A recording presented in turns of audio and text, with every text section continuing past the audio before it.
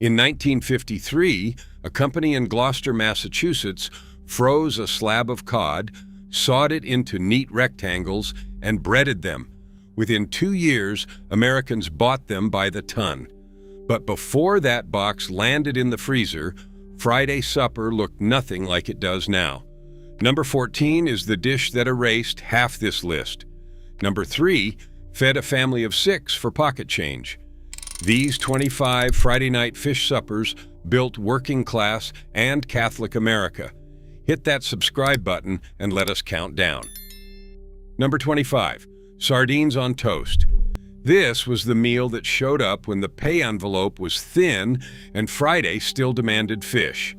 A flat tin of sardines packed in oil cost about a dime in 1954, and it fed 2 people with no cooking at all.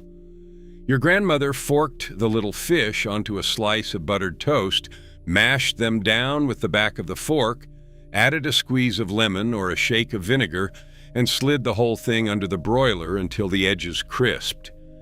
The oil soaked into the bread and turned the bottom rich and savory, and the fish were supped and salty and full of flavor no fresh fish that cheap could match. For a working man off a long shift, this was hot food in 5 minutes flat. Nobody writes it down now because it was too plain to seem like a recipe. But on 1,000 Friday nights, it was supper. Number 24, kippered herring for supper. Long before anyone thought of fish as health food, the kipper was the poor man's breakfast that quietly became a Friday supper. Herring, split, salted, and cold smoked until it turned deep amber, sat in the icebox for a week without a worry. Your grandmother laid the kippers in a shallow pan, dotted them with butter, poured in a splash of milk, and let them warm through on a low flame until the kitchen filled with that smoky, briny smell that meant Friday. Served with boiled potatoes and thick bread to sop up the juices, it was a full plate for about 15 cents. The smoke did the seasoning, the salt did the preserving. All the cook had to do was heat it. Today, most Americans have never tasted one. Number 23, creamed tuna on toast. Some called it tuna wiggle. Some called it tuna a la king. Everybody who lived through the 50s called it Friday. A can of tuna cost about 30 cents and went a long way once your grandmother stretched it into a cream sauce. She melted a spoonful of butter, stirred in flour until it turned pale gold, then poured in milk slowly, whisking until it thickened into a smooth, white gravy. In went the drained tuna, a handful of canned peas, a pinch of salt, and that was it. Ladled steaming over toast points, it turned one small can into supper for 4. And the toast underneath soaked up every drop until it went soft and custardy at the edges. This was the meal a mother made with her eyes closed on a Friday when the week had worn her down. It disappeared the moment casseroles and frozen dinners promised to do the thinking for her. Number 22, fried smelts. When the smelt run came in the spring, families along the Great Lakes and the New England coast ate like kings for pennies. These tiny silver fish, no longer than your finger, could be bought by the bucket for almost nothing, or dipped straight out of the creek with a net if you knew where to go. Your grandmother cleaned them, rolled them whole in seasoned cornmeal, and dropped them into a skillet of hot fat, where they sizzled and curled and turned golden in a couple of minutes. You ate them whole, head and tail and all, crunching through the crisp little bodies with your fingers, dipping them in vinegar. A whole platter cost maybe a quarter and disappeared before it hit the table. When the runs thinned and the freezer aisle filled up, Americans forgot smelts existed. Most people under 60 have never eaten one. Number 21, creamed salt cod on toast. Before refrigeration reached every kitchen, salt cod was the fish that never spoiled. It came stiff as a board, packed in a little wooden box, and it kept in the pantry for months. Your grandmother broke off a piece, soaked it overnight in cold water to draw out the salt, changing the water 2 or 3 times, then simmered it until it flaked apart, soft, and white.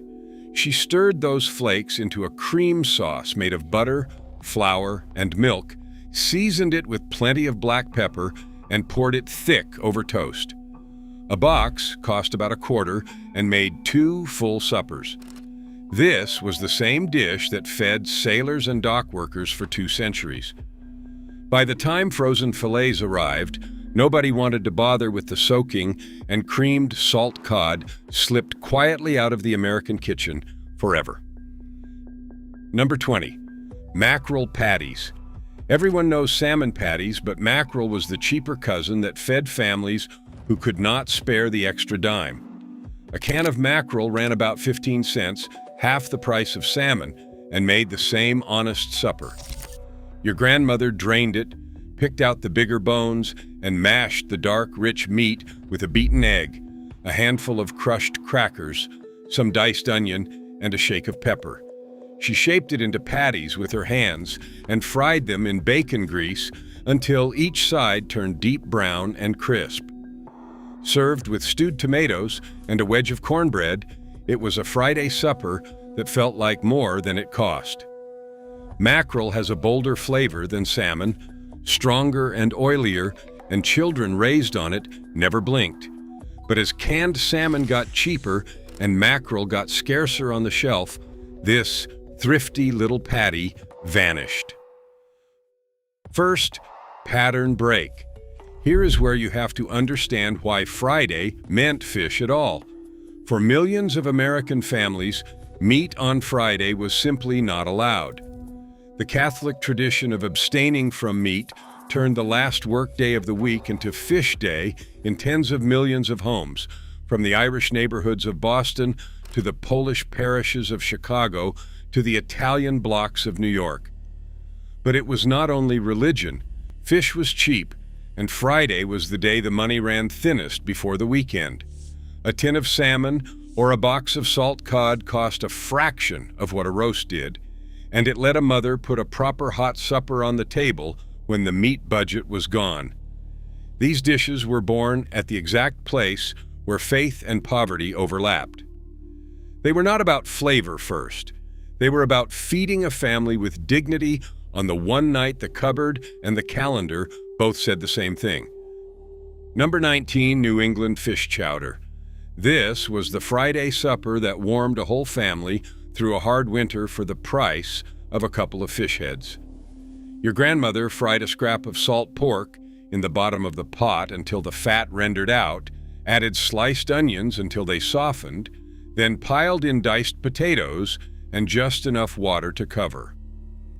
When the potatoes were nearly done, in went chunks of cheap white fish, cod or haddock, or whatever the fish man had left at the end of the day, and a can of evaporated milk to turn the broth silky.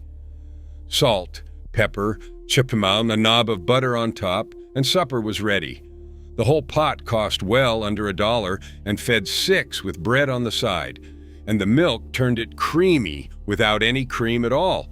In coastal towns, this was Friday night for 100 years. Now it comes frozen in a plastic pouch and tastes of nothing. Number 18, oyster stew. It sounds like something you would order at a fine restaurant now, but in the 1950s, oyster stew was a humble Friday supper along both coasts and all through the oyster country of the Chesapeake and the Gulf. Oysters were cheap then, sold by the pint straight from the shucker, and a pint went into a pot of warm milk with a generous lump of butter, a little salt, and a shake of pepper. That was the entire recipe.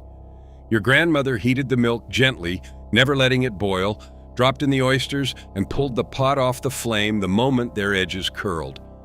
Served with oyster crackers floating on top, it was elegant and simple and cost about 40 cents to feed the whole family. The milk turned faintly gray and sweet from the oyster liquor, and each spoonful carried the taste of the sea. Oysters priced themselves out of the poor man's kitchen, and the stew went with them. Number 17, salmon loaf.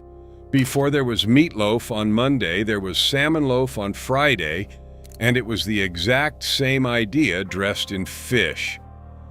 A can of pink salmon cost about a quarter, and your grandmother stretched it into a full dinner by mixing it with breadcrumbs, a beaten egg or two, diced onion, a splash of milk, and a little lemon juice. She pressed the mixture into a loaf pan and baked it until the top turned golden and firm, and the kitchen filled with a smell that told the children supper was close. Sliced thick and served with a spoonful of white sauce, mashed potatoes, and canned peas, it looked like real effort and cost like almost nothing. And every slice carried the rich pink flavor of the salmon through and through. This was a proud dish, the kind a mother served when she wanted the table to feel like a real Friday dinner. It vanished the day frozen fillets made loaves seem old-fashioned. Number 16, tuna noodle casserole. No dish says 1950s Friday quite like tuna noodle casserole, and none has been more thoroughly forgotten in its original form. A can of tuna, a box of egg noodles, a can of cream of mushroom soup, and a handful of frozen peas went into one dish with a little milk to loosen it. Your grandmother stirred it together, poured it into a baking dish, and topped it with crushed potato chips before sliding it into the oven. 30 minutes later, the kitchen smelled like every Friday from 1952 to 1968. And that crunchy topping was the whole reason children fought over the corners. The entire casserole cost under $1 and fed the family Friday night and again for Saturday lunch. This was the meal a mother made when she had 10 minutes and 5 ingredients, and it never once let her down. Modern cooks turned up their noses at the canned soup and quietly stopped making it. Number 15, scalloped salmon. This was the dish that turned one can of fish into something that looked like it belonged on a Sunday table. Your grandmother layered flaked canned salmon with crushed crackers in a baking dish, poured a simple milk and butter sauce over the whole thing, dotted the top with more crumbs, and baked it until it bubbled at the edges and browned on top. The crackers drank up the sauce and turned soft and savory, and the salmon spread its rich flavor through every layer. A can of salmon cost about a quarter, a sleeve of crackers a dime, and this fed a whole family with mashed potatoes on the side. It stretched a single can further than anyone had a right to expect. When boil and bag fish arrived, the layered casserole felt like too much work, and scalloped salmon slipped off the American table. Number 14, fish sticks. Here is the dish that killed half this list. In 1953, a company in Gloucester figured out how to freeze a block of cod, saw it into uniform rectangles, coat them in breading, and sell them by the box. By 1955, Americans were eating them by the millions on Friday nights. And why not? A box cost around 40 cents. They went straight from the freezer to the oven with no cleaning, no soaking, no bones, and no smell of frying to scrub off the walls. You lined them up on a sheet pan, baked them 15 minutes, and served them with tartar sauce and canned corn. And Friday supper was done without a single dish to soak. It felt like the future. But every box that went into a freezer meant one less salmon loaf, one less pot of chowder, one less patty fried in bacon grease. The fish stick did not just feed America, it replaced a whole tradition of Friday cooking, one frozen rectangle at a time. Before we keep going, if you want to actually make these Friday fish suppers at home, you can grab our cookbook bundles on our website. Pause and scan the QR code on your screen, or just click the link in the description or the pinned comment. Number 13, deviled crab.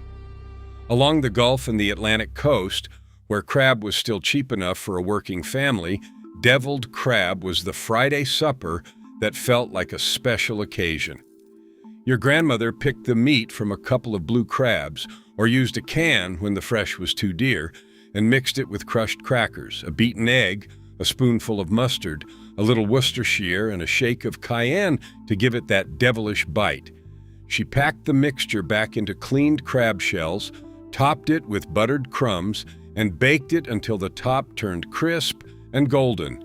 In coastal Maryland and Louisiana and Florida, this was a Friday tradition passed down through generations. It cost little because the crab was local and plentiful, and it dressed up humble ingredients into something that made the whole family feel cared for. As crab prices climbed, deviled crab faded into a restaurant curiosity. Number 12, shrimp wiggle. The name alone tells you how long ago this one faded from memory.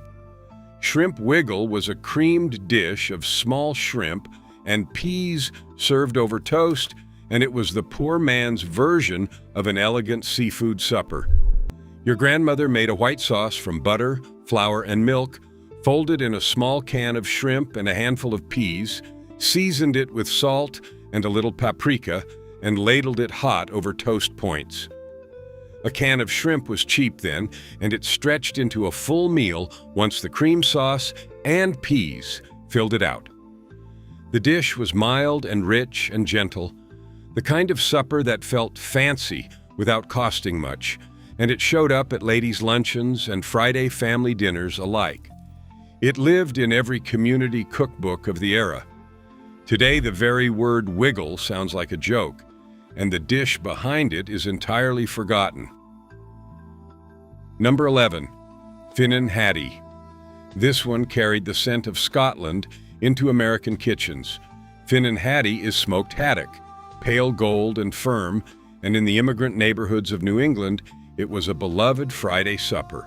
Your grandmother poached the smoked fish gently in milk until it flaked apart, then thickened the milk into a light cream sauce right in the pan and poured it over boiled potatoes or toast. The smoke flavored everything, turning plain milk into something deep and savory, and the fish itself was tender and rich. A piece of Finnan Haddie cost less than a fresh fillet because the smoking preserved it, and it made a warming supper on a cold Friday night. But smoking fell out of fashion. The fish became hard to find, and Finnan Haddie slipped from a household name to a puzzle most Americans could not even pronounce. Number 10, the Friday fish fry. Second pattern break coming, but first the dish that defined Friday for the whole upper Midwest. In Wisconsin, Minnesota, and across the Great Lakes, Friday meant the fish fry, and every tavern, church basement, and home kitchen ran on it. Fresh perch, walleye, or bluegill, caught cheap or pulled from the lake yourself, were dredged in seasoned cornmeal and fried in hot fat until the crust shattered like glass and the fish inside stayed sweet and flaky. Your grandmother served it with fried potatoes, coleslaw, a slice of rye bread, and a wedge of lemon, and the whole family gathered around it like a small holiday every single week. The Friday fish fry was not just a meal, it was a ritual that held whole communities together. In many small towns it still survives, but in the average American home, the weekly ritual of frying fresh-caught fish has quietly died out. Second pattern break. Here is what the frozen food companies understood before we did. Every one of these Friday suppers had one thing in common. They took time, and they took a little skill. You had to soak the salt cod. You had to make the cream sauce. You had to pick the crab, shape the patties, watch the milk so it did not boil. The frozen food industry did not sell you fish. It sold you the elimination of all of that.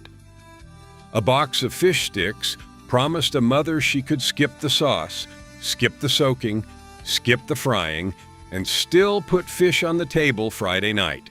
And she believed it, because after a week of work, who would not? But the trade was never as fair as it looked. She gave up the flavor, the thrift, and the knowledge her own mother had handed her, and she got back 15 minutes and a rectangle that tasted like cardboard. The companies got rich, and 100 years of Friday cooking went into the freezer and never came back out. Number 9. Pickled herring. In German and Scandinavian homes across the northern states, no Friday and no holiday table was complete without a jar of pickled herring. Herring was one of the cheapest fish in the sea, and pickling it in vinegar, onion, and spice turned it into something that kept for weeks and tasted bright and sharp and clean. Your grandmother bought it by the jar or pickled it herself from salt herring, layering the fish with sliced onions and letting the vinegar do its slow work. Served cold on rye bread with a little sour cream or straight from the jar with boiled potatoes, it was a Friday supper that asked nothing of the cook but a fork. For pennies a serving, it fed a family and never spoiled in the icebox. Pickled herring was once as common in the upper Midwest as pickles themselves. Now, a whole generation has never tasted the sharp, cold bite that meant Friday to their grandparents. Number 8. Baked stuffed fish. When a family wanted Friday to feel like a real occasion without spending real money, they baked a whole fish and stuffed it. A cheap whitefish or a haddock from the market, gutted and split, was filled with a simple bread, stuffing your grandmother made from stale bread, melted butter, diced onion, and a little sage, the same stuffing she would have used for a chicken. She laid the stuffed fish in a pan, dotted it with butter, and baked it until the flesh turned opaque and the stuffing browned. Sliced across into thick portions, it fed the whole family, and the stuffing stretched one modest fish into a full supper. This was the Friday meal a mother made when company was coming. Somewhere between the frozen fillet and the restaurant meal, the humble stuffed baked fish disappeared from American home kitchens. Number 7. Clam fritters. Third pattern break is close, but this coastal treasure comes first. Along the shores of New England and the mid-Atlantic, clams were free for the digging, and clam fritters turned that free harvest into a Friday feast. Your grandmother chopped the clams, mixed them into a simple batter of flour, egg, milk, and a little baking powder, seasoned it with pepper and a bit of the clam liquor, and dropped spoonfuls into hot fat, where they puffed and browned into crisp, golden rounds. A dozen fritters cost almost nothing when the clams came from your own bucket, and they fed a crowd with a squeeze of lemon. In shore towns, digging clams on a Friday afternoon and frying fritters at dusk was a family ritual that cost only the effort of walking the flats at low tide. As the coasts developed and the clam beds closed, this free Friday supper slipped out of reach, and clam fritters became a boardwalk memory. Third pattern break.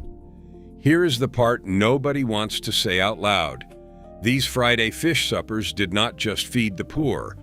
They taught the poor how to eat well on nothing, and that knowledge was worth more than any single meal.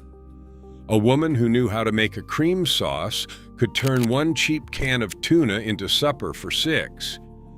A woman who knew how to soak salt cod, or pick a crab, or fry a smelt could feed her family through any lean stretch the week threw at her. That was not a recipe, that was security.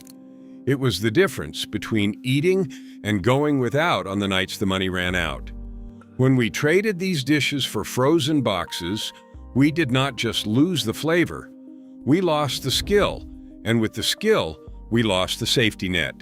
Today, a family in a tight week reaches for a frozen dinner at $4 a plate, never knowing their great-grandmother could have fed all of them for $1 and eaten better doing it. Number 6. Salmon croquettes. Cousins to the patty but dressed for a nicer Friday, salmon croquettes were shaped into little logs, breaded. bed and fried until crisp all over. Your grandmother mixed canned salmon with a thick white sauce, breadcrumbs, and egg, chilled the mixture until it firmed up, then shaped it, rolled each piece in more crumbs, and fried them golden. Served with creamed peas and mashed potatoes, salmon croquettes were the Friday supper a mother made when she wanted the meal to feel a cut above the ordinary.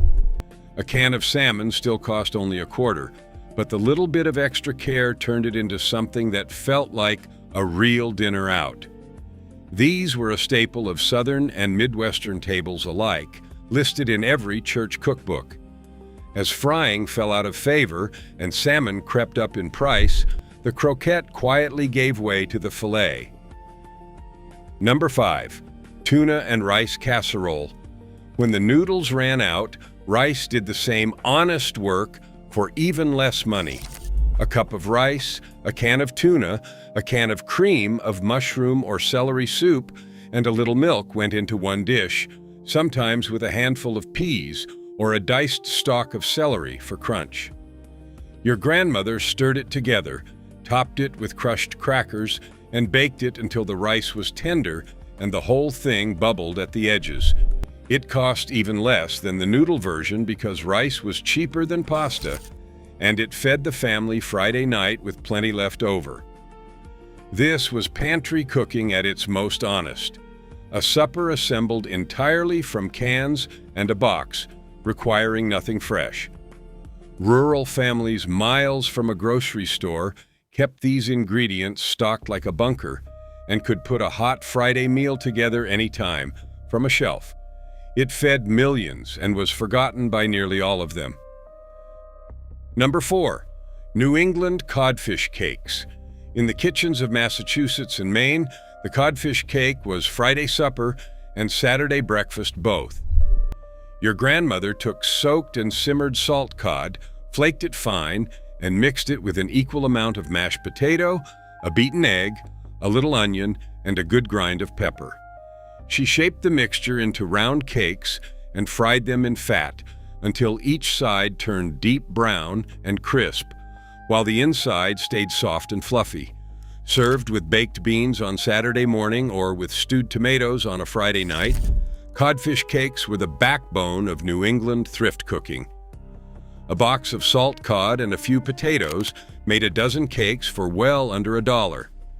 This dish sailed on ships and to fed dock workers and farmers for 2 centuries. Then, the salt cod vanished from the shelves, the soaking felt like too much bother, and one of the oldest suppers in America quietly faded away. Number 3. Tuna melt. By the late 1950s, the tuna melt had become the Friday lunch and light supper that every family knew. Your grandmother mixed a can of tuna with a spoonful of mayonnaise, a little diced celery and onion, and a shake of pepper, spread it thick on bread, laid a slice of cheese on top, and set the whole thing under the broiler until the cheese melted and the bread turned golden and crisp. The cheese bubbled over the edges. The tuna warmed through, and the whole sandwich cost about $0.10 a person to make. It was fast, filling, and on a Friday when nobody wanted to cook a whole meal, it hit the table in 5 minutes and satisfied everyone. It was the kind of supper that felt like a small treat while costing almost nothing, made entirely from a can and whatever cheese was in the icebox. The tuna melt survives on a few diner menus, but as a homemade Friday supper made with care, it has largely slipped from memory. Number 2. Southern fried catfish. Down south, Friday meant catfish, and no frozen box ever came close. Catfish were cheap, plentiful in every river and pond, and often caught for free by the men of the family. Your grandmother cleaned them, soaked the fillets in a little buttermilk to sweeten them, then dredged them in seasoned cornmeal and dropped them into a cast-iron skillet of hot lard where they fried up crackling and golden. Served with hush puppies, coleslaw, and a squeeze of lemon, A platter of fried catfish was the Friday supper that gathered the whole family and half the neighbors around the table. It cost almost nothing when the fish came from the river, and even bought cheap from the market. It fed a crowd for a fraction of the price of meat. Fried catfish still lives in the South, but the weekly ritual of frying fresh-caught fish at home has faded as fewer families fish. Number 1, salmon patties. At the very top of this list is the dish that fed more American families on more Friday nights than anything else, and has been almost completely forgotten in its true form. A single can of pink salmon, about a quarter in the 1950s, was the whole foundation. Your grandmother drained it, crushed the soft little bones right in because she knew they were good for you, and mixed the salmon with a beaten egg, a handful of crushed crackers, some diced onion, and a shake of pepper.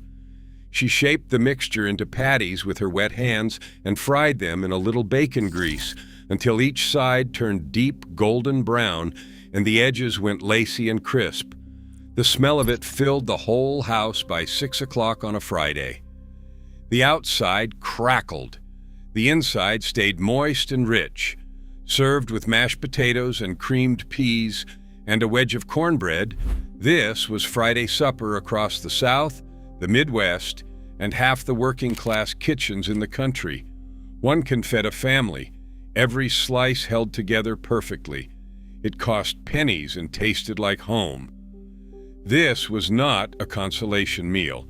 It was the real thing, made from a can and a skillet and a mother's steady hands, and it fed generations of Americans who never once felt poor sitting down to it.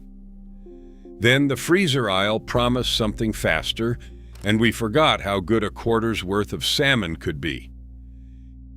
Here is my challenge. Make one of these this week. Just one. The salmon patties, the fish chowder, the tuna and rice. Then come back and tell me if it was as plain as you expected, because I made the salmon patties last Friday, and my kids asked why we never had them before. Drop the one you are going to try in the comments. I want to know if the fried catfish gets more love than the codfish cakes, and whether anyone else's grandmother crushed the bones right into the salmon and swore it made you strong. Because these were not just Friday dinners, they were a whole way of eating we were quietly sold out of.